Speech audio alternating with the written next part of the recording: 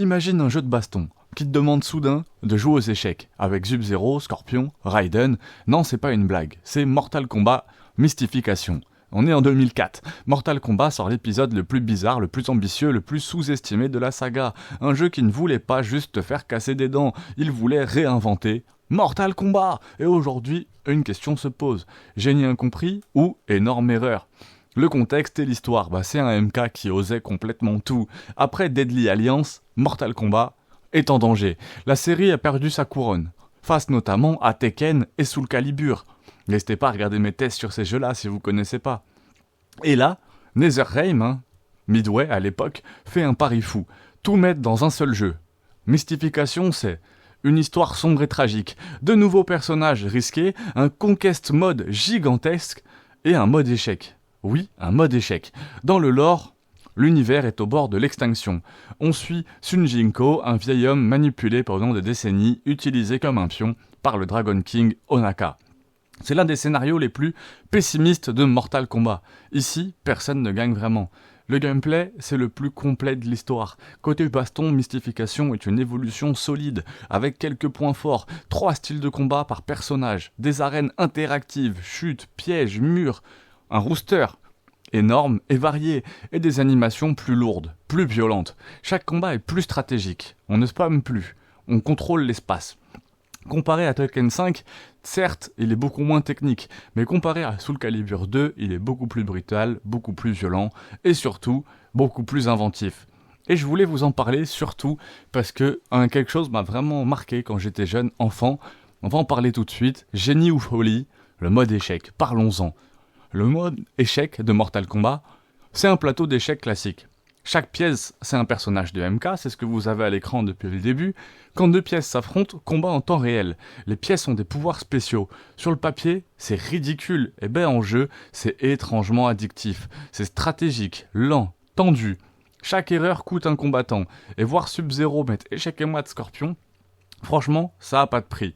Ce mode est inutile pour les puristes, bien sûr, mais c'est incroyable pour les joueurs curieux. Aucun autre jeu de baston n'a osé ça. Aucun. C'est-à-dire que vous avez les personnages qui n'ont en plus pas les mêmes barres de points de vie. Un pion a moins de points de vie, bien sûr, qu'un fou ou qu'un cavalier.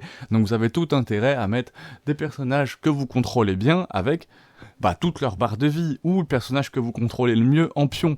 Et si vous êtes très très bon avec une demi-barre de vie sur un personnage qui a un pion, avec juste une demi-barre de vie, vous allez faire énormément de dégâts. Et c'est vraiment ce mode échec, j'ai passé de très nombreuses heures dessus dans ma jeunesse, et c'est vraiment un très très bon souvenir. Donc vraiment, n'hésitez pas à aller tester, si vous avez un ami, testez à 2 ce mode échec, vous ne serez pas déçus. Et il n'y a pas que le mode échec.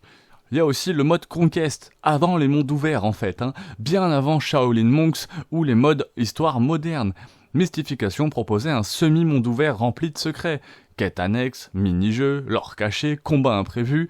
C'est très maladroit, très moche, très lent. Mais alors par contre, c'est ambitieux comme jamais. C'est ce que feront plus tard des jeux comme MK9, MK10 et MK11.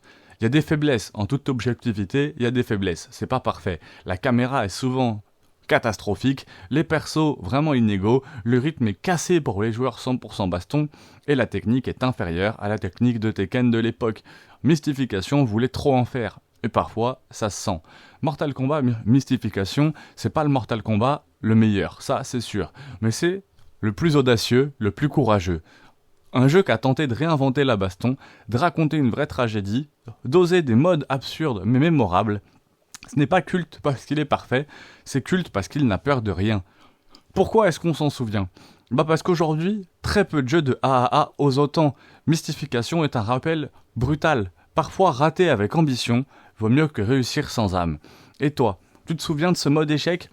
Ou est-ce que tu viens découvrir le MK le plus étrange de tous sur ma chaîne ? J'espère vraiment que cette vidéo t'aura plu, abonne-toi, pouce bleu, j'espère vraiment que ça t'aura plu, je prends beaucoup de plaisir à faire ça, ce mode d'échec m'a laissé énormément de souvenirs, donc c'était un très bon mode, donc abonne-toi, pouce bleu, le prochain jeu que tu veux voir en commentaire, plus de 1000 tests sur la chaîne, merci à tous pour la force que vous envoyez.